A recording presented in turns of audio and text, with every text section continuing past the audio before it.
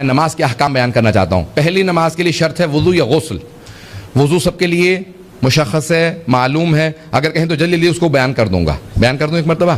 چلیں بھائی غور سے اس کو دیکھ لیجئے گا۔ وضو کے 7 واجبات جلدی پیش کر رہا ہوں۔ پہلا ہے نیت۔ پہلے نیت، یعنی آپ کو پتہ ہونا چاہیے میں وضو کر رہا ہوں۔ اگر نیت یہ ہو کہ میں سب کو دکھا دوں کیسے وضو کیا جاتا ہے اور اللہ کو بھی راضی کر لوں تو یہ وضو قبول نہیں ہے۔ کیوں؟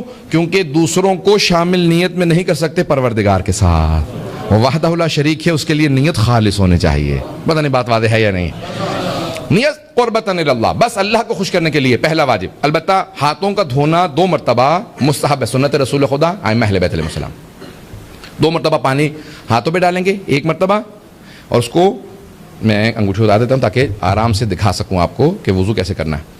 آپ نے پانی لیا، سارا وضو دائیں ہاتھ سے کرنا ہے، سنت رسول خدا ہے ائمہ اہل بیت، رائٹ ہینڈ سے اپنے سیدھے ہاتھ سے وضو کریں گے۔ پانی لیا، الٹے ہاتھ پہ ڈالا اور 1 مرتبہ دھو لیا، پھر دوسری مرتبہ اسی طرح سے اس کو دھویا، پھر 3 مرتبہ پانی منہ میں ڈالنا، کلی کرنا، 3 مرتبہ ناک میں پانی ڈالنا، کلی۔ یہ مستحب ہے، واجب نہیں ہے۔ چہرے کا دھونا واجب ہے۔ کہاں سے؟ جہاں سے عام طور سے بال اگتے ہیں تھوڑی کے آخر تک، یہ لمبائی میں چوڑائی میں انگوٹھا اور درمیانی انگلی جو آ جائے اس کے درمیان، لیکن کوشش کریں کہ زیادہ سے زیادہ دھو لیں تاکہ یقین ہو جائے کہ آپ نے چہرہ پورا دھو لیا۔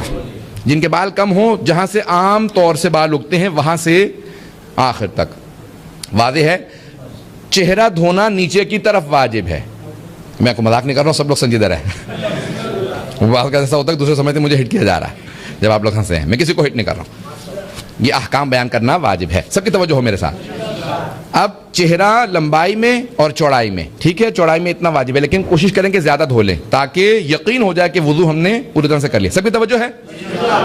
صرف اور صرف نیچے کی طرف جا سکتے ہیں، ماتھے سے تھوڑی کی طرف جا سکتے ہیں، اوپر کی طرف وضو کرنا جائز نہیں۔ پیغمبر اسلام اہل بیت علیہ السلام نے منع کیا ہے کہ اگر آپ جان بوجھ کے ایسا کریں تو وضو باطل ہو گیا، وضو قبول نہیں ہے۔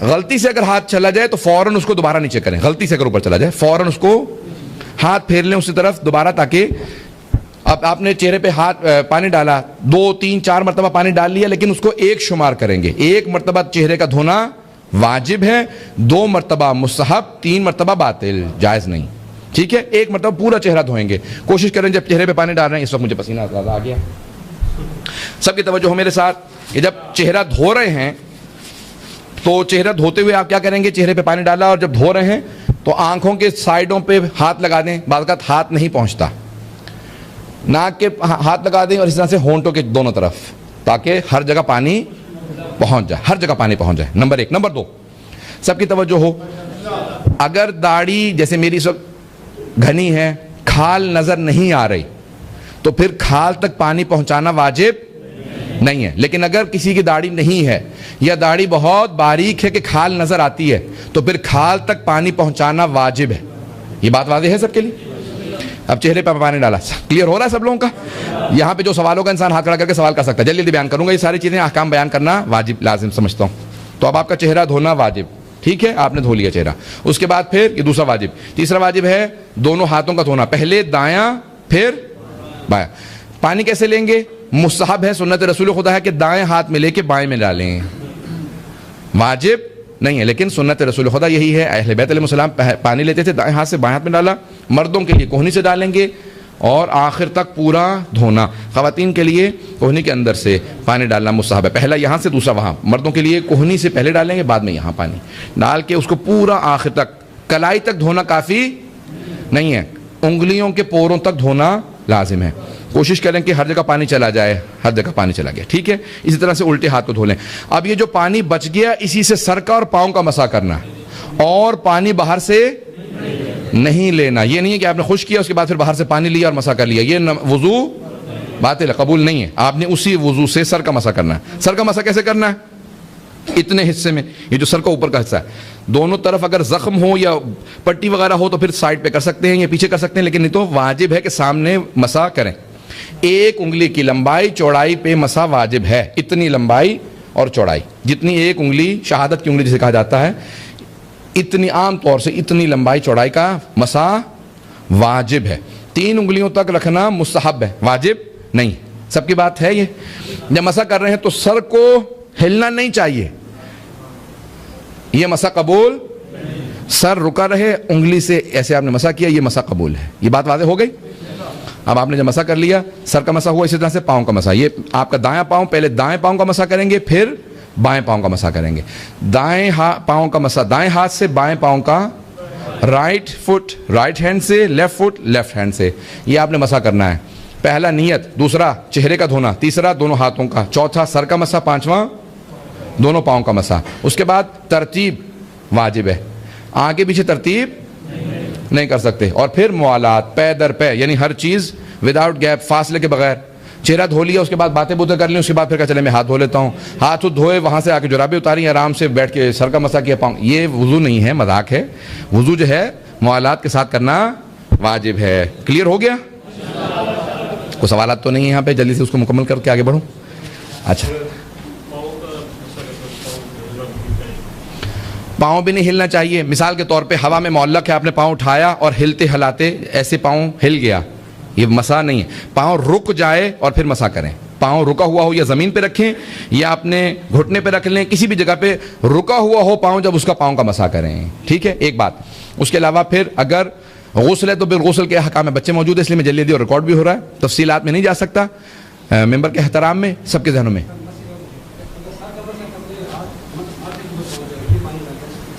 آپ کے ہاتھ کا سر کا مسح کرتے ہوئے آپ یہاں تک آ گئے, پیشانی کے پانی آپ کے ہاتھ پہ لگ گیا, اب اس حصے سے اپنے پاؤں کا مسح نہیں کر سکتے. اب آپ اپنی ہتھیلی سے پاؤں کا مسح کریں, کیونکہ چہرے کا پانی اب آپ وہاں پہ استعمال نہیں کر سکتے. غلطی سے ہو جائے اس کو استعمال نہیں کرنا چاہیے. ٹھیک ہے, یہ جلدی سے مکمل ہوگا کام. جن لوگوں کو پتہ ہوتے ہیں وہ زیادہ پیچیدہ سوال کرتے ہیں. نہیں میں احترام میں کروں تو یہ سب کو جانتا ہوں میں. سب کی توجہ نہیں, اچھی سوال ہے, کیونکہ نوجوانوں کے لیے واضح ہونا بہت ضروری ہے. ایک بات غسل سے متعلق جلدی سے سن لیجئے. غسل کے احکام, مستحب غسل بھی ہوتا ہے جیسے آج جمعے کا. جناب امیر فرماتے ہیں کہ پیغمبر نے مجھ سے کہا, یا علی اگر اتنے پیسے ہوں کہ یا کھانا کھا لیں یا غسل جمعہ کر لیں, تو کھانا نہ کھائیں, غسل جمعہ کر لیں. غسل جمعہ کرنے والے کا جسم قبر کے اندر کیڑے نہیں کھائیں گے. جو غسل جمعہ کرتا ہے, جن کی آپ کو سالم جسم مل جاتے ہیں, وہ غسل جمعہ کرنے والے ہوتے ہیں. اگر مؤمنین کو فضائل غسل جمعہ پتہ ہوں تو وہ پیسے دے کے جا کے جگہ تلاش کریں, غسل جمعہ وقت پہ کریں.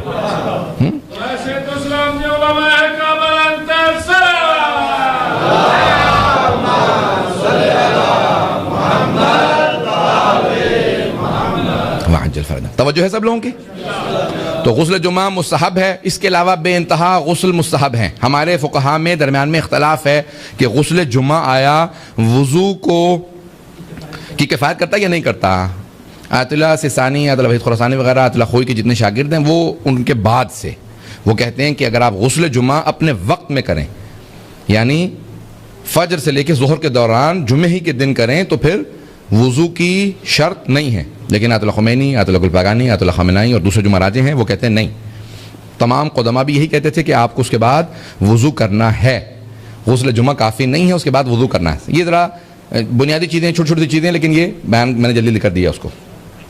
لیکن غسل جنابت کے بعد وضو نہیں کرنا چاہیے, اسی سے نماز پڑھنی چاہیے غسل جنابت کے ساتھ. اب غسل جنابت کے حکام, غسل جمعہ کوئی غسل ہو, میت کا بھی جو غسل ہوتا ہے وہ بھی ایسے ہی ہوتا ہے. بہت سے لوگ کہتے ہیں میت کو کیسے نہلاؤں گا, 3 غسل واجب ہیں اس کے بھی, اور وہ ایسے ہی ہوتے ہیں جیسے خود انسان غسل کرتا ہے. بہت سے لوگ پریشان ہو جاتے ہیں, زندہ سے ڈرتے نہیں, مردوں سے ڈرنے لگ جاتے ہیں. زندہ انسان زیادہ خطرناک ہوتا ہے بھائی. سانپ کے دانتوں میں زہر ہوتا ہے, بچھو کے دم میں زہر ہوتا ہے, کیکڑے کے پیٹ میں زہر ہوتا ہے, انسان کے پورے جسم میں زہر ہوتا ہے. بڑا زہریلا ہوتا ہے انسان. آپ تو ایسے سونا جیسے مجھے ہی پتا بس سارا انسان کا, آپ لوگوں کو کچھ نہیں پتا انسان سارے یہاں پہ ماشاءاللہ. میں جلدی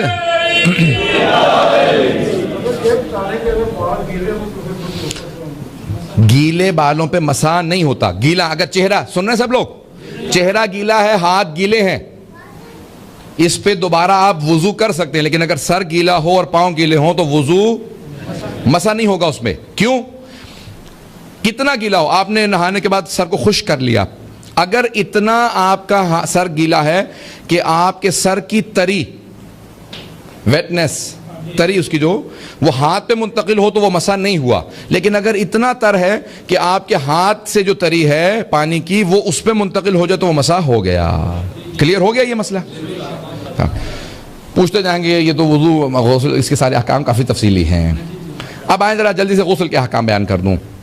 میت کا بھی غسل ایسے ہی ہوتا ہے، میت کے 3 غسل واجب ہے، انسان اپنا بھی کئی غسل اکٹھے ایک نیت کر لے سارے غسل ہو جاتے ہیں۔ غسل جمعہ ہے، غسل جنابت ہے، مستحب غسل ماہ رمضان کا اول ماہ رمضان ہے، غسل توبہ ہے، اور جتنے غسل ہوں آپ انسان سارے نیت کرے اور ایک غسل کر لے۔ پورے سر کا، چہرے کا دھونا واجب ہے، گردن زیادہ سے زیادہ اس میں دھو لیں، یہ پورا چہرہ، آنکھوں پہ ہر جگہ، کھال کے اوپر ہر جگہ، سر میں، داڑھی میں، ہر جگہ پانی پہنچانا واجب ہے۔ آنکھیں بند کر کے پورے آنکھوں پہ، کان سب۔ اس کے بعد پھر دایاں حصہ، پھر بایاں حصہ۔ دائیں حصے کو جب دھو رہے ہوں تو زیادہ دھوئیں گے تاکہ پورا جسم دھل جائے، اسی طرح سے جب بائیں حصے کو دھوئیں تو پھر دائیں حصہ سارا دھو لیں گے تاکہ انسان کو یقین ہو کہ پورا غسل ہو گیا۔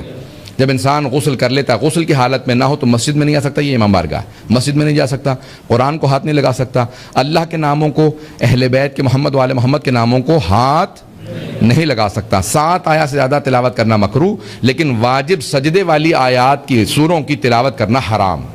تو جب انسان جنابت میں ہوتا ہے اس کے احکام بہت سخت ہیں، اس لیے انسان کو فوراً غسل کرنا چاہیے۔ اب تیمم کے جلدی احکام بیان کر دوں، سب کی توجہ ہے؟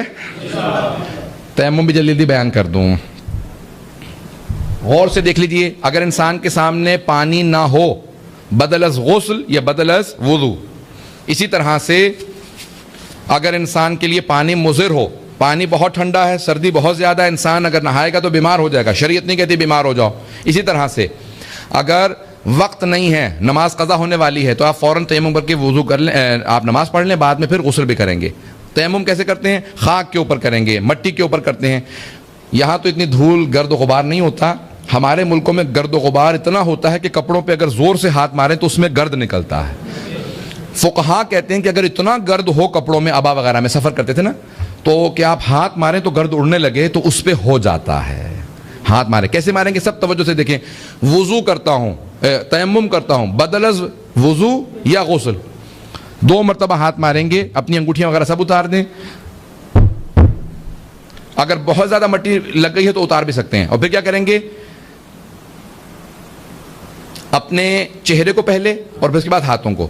چہرے کو کیسے کریں گے؟ یہی آپ کی مٹی پیشانی پہ، دیکھ رہے ہیں مجھے سب لوگ غور سے، کیونکہ پسینہ بہت زیادہ ہے، میں اس کو بار بار، میرے ہاتھ جو ہیں وہ بھیگ جاتے ہیں اس سے۔ آپ نے 2 مرتبہ ہاتھ زمین پہ مارے، اس کے بعد پھر پیشانی پہ۔